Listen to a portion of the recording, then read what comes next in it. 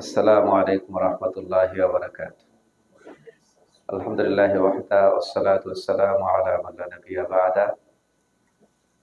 Quranic grammar course এর আজকের class তো আমরা আগের ধারাবাহিকতায় আজকেও 5টি নতুন শব্দ শিখব এবং সেই শব্দগুলোর সাথে উদাহরণ হিসাবে আরো 5টি আয়াত বা আয়াতাংশ অর্থ সহ শিখব। আজকে প্রথম শব্দ শাইতান। শাইতানুন মূল হরফ হচ্ছে শিন ত নুন। শিন ত নুন।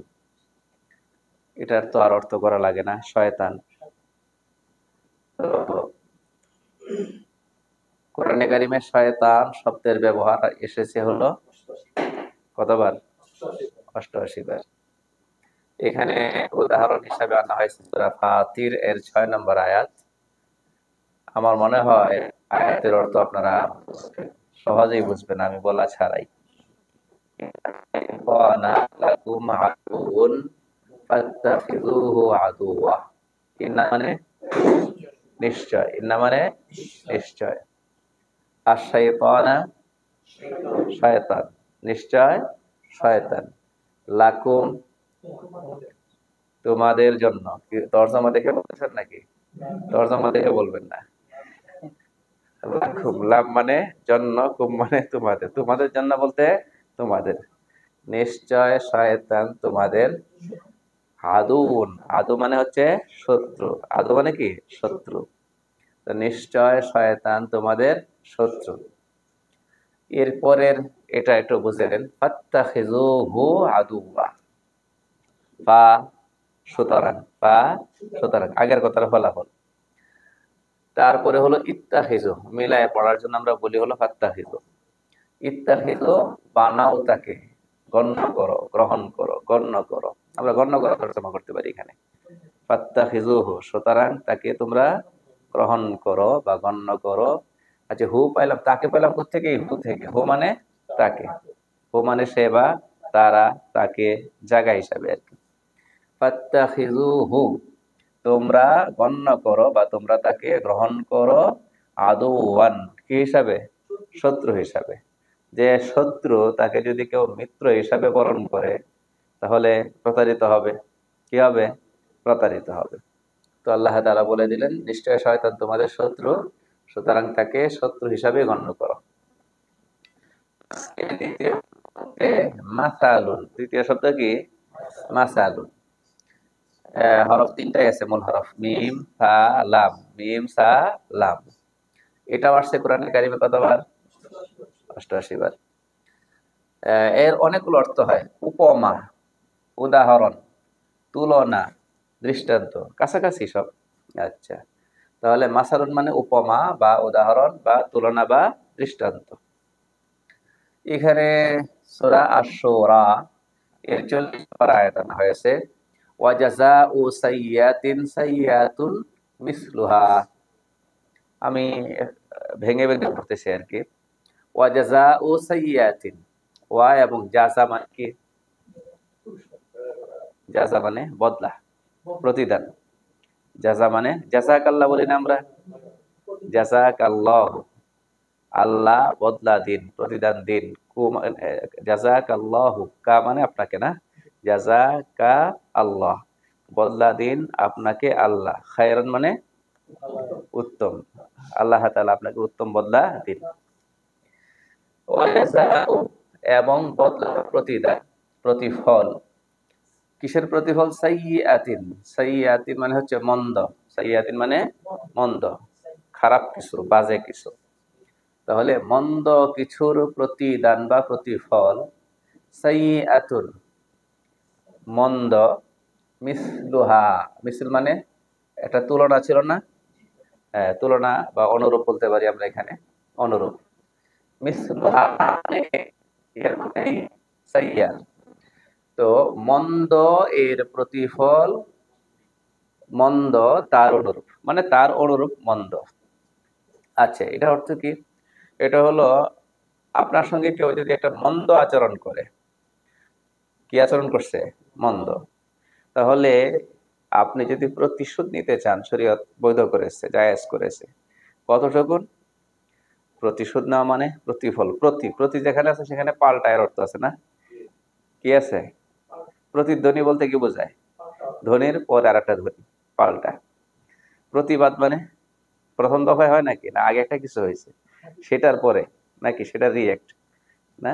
আচ্ছা, তাহলে কেউ যদি আপনার সঙ্গে মন্দ আচরণ করে, শরীয়ত অনুমোদন করছে তার সমপরিমাণ মন্দ আচরণ তার সঙ্গে করতে পারবেন। অর্থাৎ কেউ যদি আপনার শরীরে একটা আঘাত করে, যে মাপের আঘাত করেছে আপনি পাল্টা ওই মাপের আঘাত করতে পারবেন।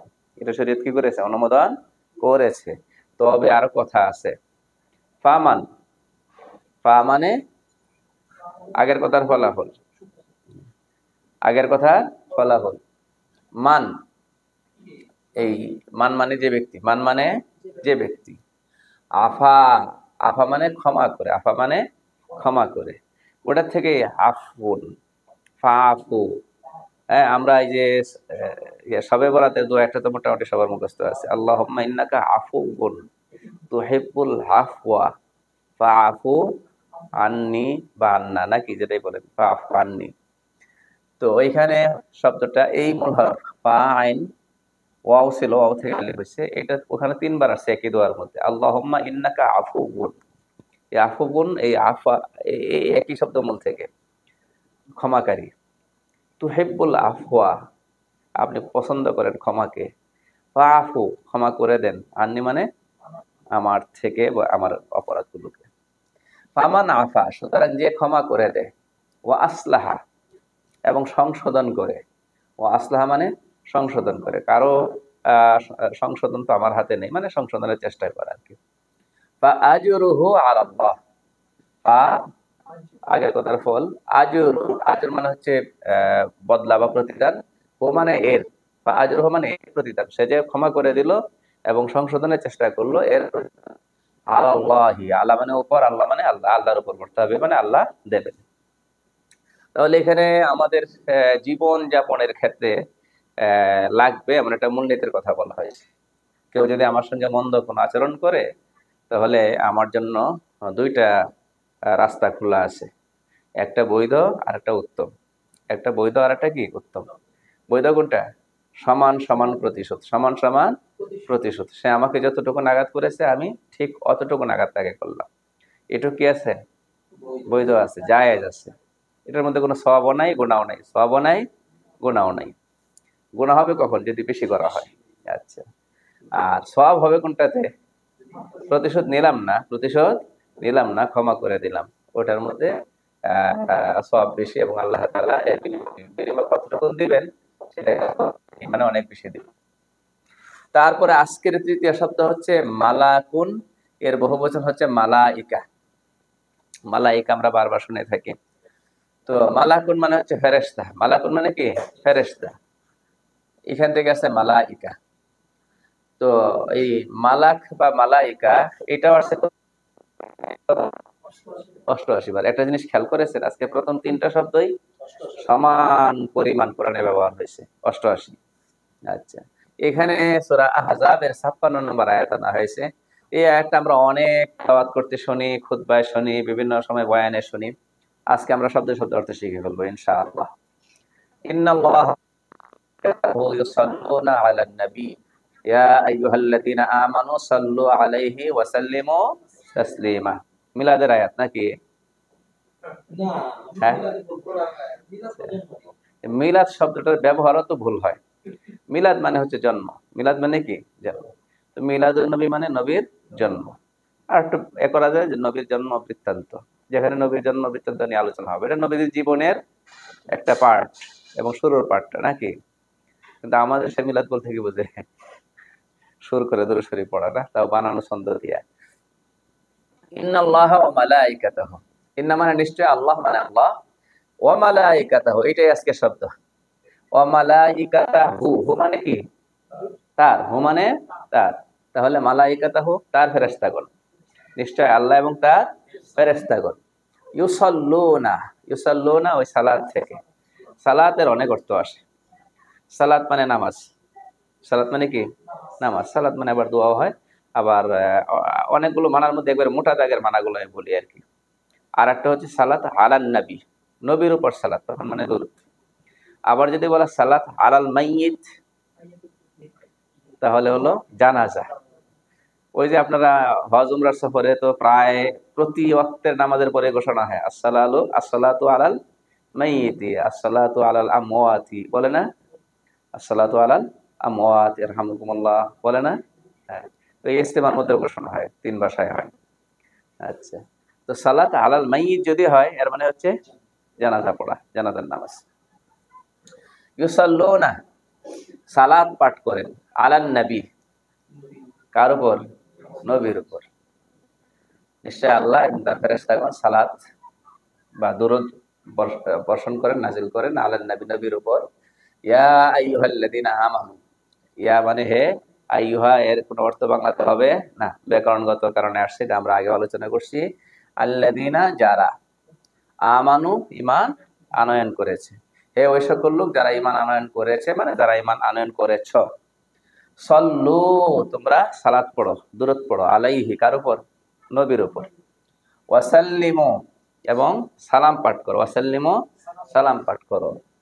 সাল্লিমু তাসলিমা, এই তাসলিম, তাসলিমা সাল্লিমু থেকে আসছে, কথাকে এক ধরনের জোরালো করার জন্য। ওয়াসাল্লিমু তাসলিমা, এবং সালাম পাঠ করো, এবং সালাম পাঠ করো। কথা বুঝতে পেরেছেন? তাহলে আল্লাহ এবং আল্লাহ ফেরেশতাগণ নবীর উপর কি করেন? সালাত, কি বলবো, পাঠ করেন। মুশকিল, ঠিক আছে। আচ্ছা, পাঠ করেন কতক্ষণের জন্য বললাম আর কি, কারণ সব বাংলা আনা যায় না। সুতরাং হে ইমানদারগণ, তোমরা নবীর উপর সালাত পাঠ করো এবং সালাম পেশ করো। একটু বলাই লাগে না, তোমার কথাটা পরিষ্কার হয় না, না? এটা থেকে অনেকেই মনে করে কি, এই তো মিলাদের আয়াত পাওয়া গেছে, আল্লাহ এবং আল্লাহ ফেরেশতারা যে কাজ করেন আমরা করতে অসুবিধা কি? ঠিক না? এখন আমরা যে দরুদ পড়ি, এটার হাকিকতটা তো আগে বুঝতে হবে, তারপরে না বোঝা যাবে যে আল্লাহ এটা করেন কিনা বা করা সম্ভব কিনা। আমরা দরুদ পড়ি মানে কি? দরুদের হাকিকত কি? দরুদের হাকিকত হচ্ছে রহমতের দোয়া করা, রহমতের দোয়া করা। আমাদের কাছে কি কি নবীজিকে দেওয়ার মতো কিছু আছে নাকি? বলেন না, আছে? না। তাহলে আমরা বলি কি, আল্লাহুম্মা সাল্লি আলা মুহাম্মদ, এরপরে যত কথাই বাড়ান, সব তো মূল কথা এটাই, আল্লাহুম্মা সাল্লি আলা মুহাম্মদ, আল্লাহ আপনি সালাত প্রেরণ করুন বা বর্ষণ করুন, নাজিল করুন আলা মুহাম্মদ, কার উপর? মুহাম্মদ সাল্লাল্লাহু আলাইহি ওয়াসাল্লামের উপর। ঠিক না? তাহলে এখানে আমরা পাঠাই না, মূলত আমরা আবদার করি, কার কাছে? আল্লাহর কাছে। তাহলে আমাদের সালাত হচ্ছে একটা দোয়া, আমাদের সালাত কি? দোয়া। করি কার কাছে? করি কার জন্য? মুহাম্মদ সাল্লাল্লাহু আলাইহি ওয়াসাল্লামের জন্য। মানে আল্লাহ আপনি আপনার নবীর উপর সালাত বা রহমত নাজিল করেন, বিশেষ রহমত, নবীজির উপযোগী, নবীজির শান অনুযায়ী যে রহমত, সেটা আপনি নাজিল করেন। কথা বুঝতে পেরেছেন নাকি? তাহলে আমাদেরটা তো দোয়া, আমরা করতে পারি, কার কাছে করব? আল্লাহর কাছে করব। ফেরেশতারাও করতে পারে, করবে কার কাছে? আল্লাহর কাছে। করবে কার জন্য? নবীজির জন্য। আল্লাহ কার কাছে করবেন দোয়াটা? বুঝাইতে পারেনি মনে হয়। আল্লাহ কি বলবেন আল্লাহুম্মা সাল্লি আলা? তা আল্লাহ তো সরাসরি রহমত নাজিল করবেন। তাহলে এই যে পাঠ করার অর্থটা কেমনে করে, এই জন্য আমি আপনাদেরকে একটু দৃষ্টি আকর্ষণ করছিলাম, যে তর্জমা করতেছি যে নিশ্চয় আল্লাহ এবং তার ফেরেশতাগণ সালাত পাঠ করেন নবীর উপর, দুরূদ পাঠ করেন নবীর উপর। কথা কি খাটে? আল্লাহ কি পাঠ করেন নাকি? না, আল্লাহ খাস রহমত নাজিল করেন। এই জন্য এখানে তর্জমা করা হয়েছে নিশ্চয় আল্লাহ এবং ফেরেশতাগণও নবীর জন্য অনুগ্রহ প্রার্থনা করেন। হ্যাঁ, ফেরেশতাগণ কি করেন? প্রার্থনা করেন। আমরাও তো প্রার্থনাই করব। বুঝতে পেরেছেন নাকি? তাহলে এখানে এটা মিলাদের আয়াত না, যে আমরা যে মিলাদ বানায় নিছি এই মিলাদের আয়াত এটা না। কথা বুঝাইতে পারছি নাকি? আর একটা তরিকা আছে কোন আয়াতের সহি অর্থ বোঝার জন্য, সহি ব্যাখ্যা বোঝার জন্য। সেটা হচ্ছে, এই আয়াত কি আমাদের উপর নাজিল হয়েছে না নবীদের উপর নাজিল হয়েছে? কথা বলেন না। নবীদের উপর নাজিল হয়েছে। শুনাইছেন কাদেরকে? প্রথম শোনাইছেন সাহাবায়ে কেরাম। কাদেরকে? তো তারা কি আয়াতের উপর আমল করেন নাই? তো তারা কি সমস্যাটা দূর করছেন নাকি? গোল হয়ে বসে, হ্যাঁ, বসে বা দাঁড়িয়ে, তো এরকম কোন রেওয়ায়াত আছে? কথা বলেন না। তাহলে বোঝা গেল ওই আয়াতে ওইদিকে কি নাই, কোন ইঙ্গিত ইশারাও নাই, ওটা বানানো, মানুষ বানাইছে আর কি। যেভাবে দরুদ পড়তে বলছেন, সালাম পেশ করতে বলছেন, সেগুলো হাদিসে আছে এবং সেটাই আলহামদুলিল্লাহ এখনো আমরা যারা কোরআন হাদিস মোতাবেক চলার চেষ্টা করি সেভাবেই দরুদ পড়ি। প্রতিদিন 1000 বার দরুদ পড়তে পারবো, অসুবিধা আছে নাকি মজলিস করতে হবে?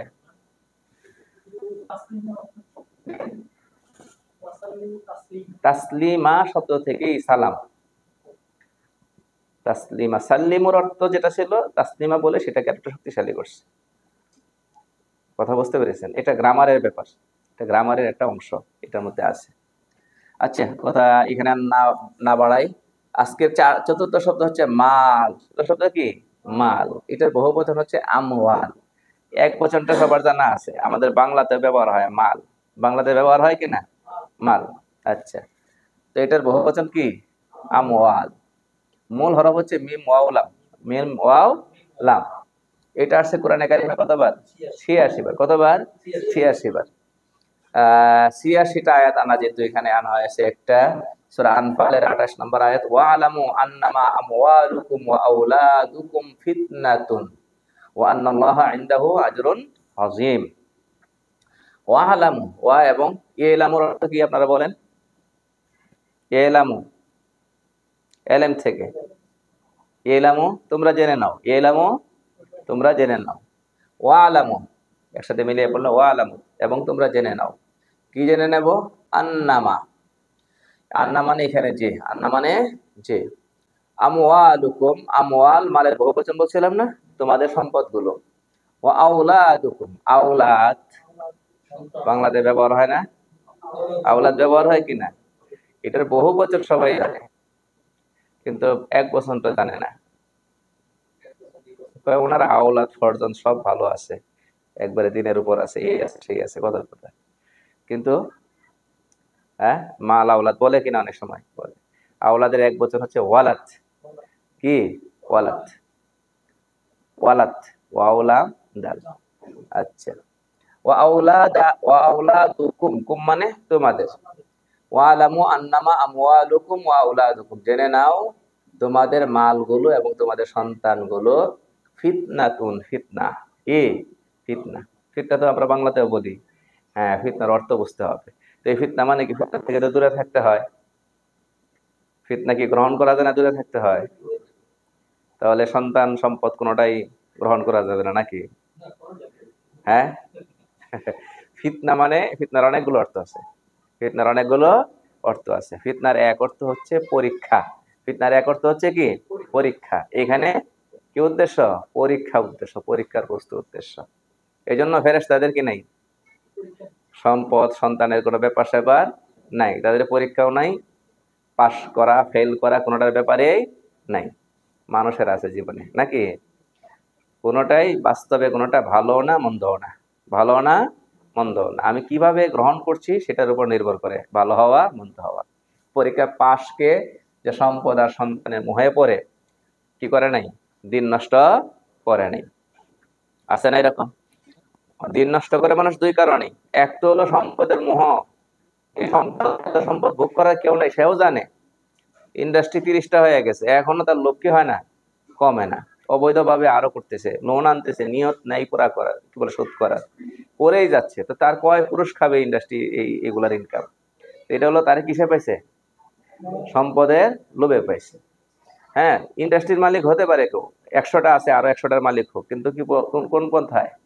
বৈধ পন্থা, সে ঠিক আছে। তো কেউ ওই সম্পদের লোভে পড়ছে, ওই লোক থেকে বেরিয়ে আসতে পারতেছে না, দিন বরবাদ। আবার কেউ সন্তানের ভবিষ্যৎ চিন্তা করে, সন্তানের জন্য কি রেখে যাবো, হালাল ইনকাম যা এগুলো দিয়ে কি রেখে দিতে পারবো, এই জন্য হারাম ইনকাম করতেছে। তো এটাও কার খাতিরে করতেছে? সন্তানের জন্য। এখানে ফেল হয়ে যায়। আল্লাহ তাআলা বলছেন, জেনে রাখো নিশ্চয় তোমাদের সম্পদ এবং সন্তান ফিতনাতুন, পরীক্ষার বিষয়।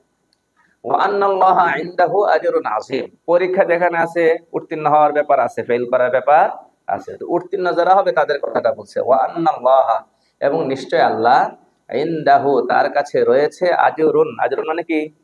প্রতিদান, বিনিময়, আগেও গিয়েছে। আযীম মানে মহা বা মহান। নিশ্চয় আল্লাহর কাছে রয়েছে হ্যাঁ বিরাট পুরস্কার, মহা পুরস্কার। তো আল্লাহ থেকে এই করছেন আর কি, যে মনের মধ্যে যেন এই কথা না আসে যে আল্লাহ এই পরীক্ষা কেন দিছে, না দিলে তো ভালো ছিল না। আমাদেরকে আল্লাহ তাআলা মানে অনেক সওয়াবের অধিকারী, অনেক পুরস্কারের অধিকারী করতেছেন, এই জন্য দিয়েছেন। পরীক্ষা থাকা মানে ভালো কিছু নাকি? আর একটা প্রতিষ্ঠানে পরীক্ষা আছে মানে কি, তাদের বছর বছর উপরের দিকে ওঠার কি আছে, ব্যবস্থা আছে। আজকে সর্বশেষ শব্দ ৫ নম্বর, নাহানু। নাহানু মানে আমরা, নাহানু মানে আমরা, এটি সর্বনাম। নাহানু এটাও ৮৬ বার আসছে, কয়বার? ৮৬ বার। আজকে ৮৮ বার আর ৮৬ বারে ৫ শব্দ কি শেষ। নাহানু ৮৬ বার আসছে, তার মধ্যে এখানে একটা আয়াত আছে সূরা তাহা এর ১৩২ নম্বর আয়াত, ওয়ামুর আহলাকা বিসসালাতি ওয়াসতাবির আলাইহা লা নাসআলুকা রিজকান নাহনু নারযুকুকা। শেষের অর্থ ছিল ওয়ালা আকিবাতুল তাকওয়া, আনা হয়নি। ও আমর বলেন তো অর্থ কি হবে? ও আমর, আমর থেকে, ও আমর আপনি আদেশ করুন, ও আমর আপনি আদেশ করুন। আহালাকা আপনার পরিবারকে, মানে আপনার, আহালাকা আপনার পরিবারকে, বিসসালাতি নামাজ, বিষয় বা নামাজের, আপনার পরিবারকে নামাজের আদেশ করুন। ওয়াসতাবির আলাইহা, ওয়া এবং ইসতাবিরের মূল হরফ হচ্ছে সাদ বা রা, সাদ বা রা, সবর। তো ওখান থেকে ওয়াসতাবির বোঝাই যাচ্ছে কি করেন, সবরের সাথে অটল, সবর মানে অটল থাকে, অটল থাকুন, অবিচল থাকুন। অস্তবির আপনি অবিচল থাকুন। হালাই হা, হা মানে এর উপর, এর উপর মানে আগে যেটা গেছে সালাত, সালাতের উপর। অস্তবির আলাইহা, এবং আপনিও সালাতের উপর অবিচল থাকুন। মানে আরো সহজ করে যদি বলি, আপনার পরিবারকে সালাতের আদেশ করুন এবং আপনিও সালাতের উপর সবরের সাথে অবিচল থাকুন, অটল থাকুন। সবরের সাথে বললাম এই জন্যই, কারণ এই নামাজটা কিন্তু আমরা তাড়াহুড়া করে পড়ি। কি করি? তাড়াহুড়া করে পড়ি। সময় যদি কম থাকে সে সময় আমরা খুব একটু পারি যে সবগুলো ফরজ ওয়াজিব সুন্নতটা ঠিক রেখে তাড়াহুড়া করে শেষ করে দিলাম। তবে সুন্নতের কমতি যেন কমসে কম না হয়। একান্তই অপারগতা ছাড়া, অপারগতা কিছু জায়গা আছে আবার, কথার কথা ট্রেন ছেড়ে দেবে, বিমান ছেড়ে দেবে, তো সেইখানে সুন্নত ছাড়ারও কি আছে, অবকাশ আছে, সেটা আলাদা বিষয়। কিন্তু স্বাভাবিকভাবে সুন্নতটা না ছাড়া উচিত। আর কিছু নামাজ প্রতিদিন হওয়া চাই, এবং সেটা নির্জনের নামাজ হলে বেশি ভালো, যে সেটা একেবারে খুব লম্বা সময় নিয়ে পড়া হবে, ধৈর্য সহকারে পড়া হবে। তো ৫ ওয়াক্তের নামাজের জন্য আল্লাহ তাআলার তরফ থেকে নবীজি দুইটা এমন তদবিরের কথা বলছেন, যে তদবিরগুলো যদি আমরা অবলম্বন করি তাহলে তাড়াহুড়ার নামাজ বন্ধ হয়ে যাবে। এক হলো নবীজি উদ্বুদ্ধ করছেন আগে গিয়ে অপেক্ষা করা, কিসের জন্য? নামাজের জন্য। বিশেষ করে আমরা যখন দুনিয়ার কাজে মগ্ন থাকি তখন এটা বেশি জরুরি, কারণ দুনিয়ার কাজে যখন মগ্ন তখন দিলটাও দুনিয়ার কাজেই কি মগ্ন। ওখান থেকে যদি দৌড়ায় দৌড়ায় এসে নামাজে দাঁড়াই, তো নামাজে মনোযোগ আসবে নাকি? আমার দিল তো কই ছিল? দুনিয়ার কোনো ব্যাপার স্যাপারে ছিল। তো এই জন্য আল্লাহ রাসূল সাল্লাল্লাহু আলাইহি ওয়াসাল্লাম বলছেন যে আগে এসে বসো, বা লাভ হবে কি, তুমি যতক্ষণ নামাজের অপেক্ষায় থাকবা তত সময়টা, যত মানে ২০ মিনিট হোক, ১০ মিনিট হোক, ৫ মিনিট হোক, যতটুকুন সময় নামাজের আগে এসে নামাজের অপেক্ষায় থাকবা, সেটাও নামাজের ভেতরের সময়ের মতোই গণ্য হবে।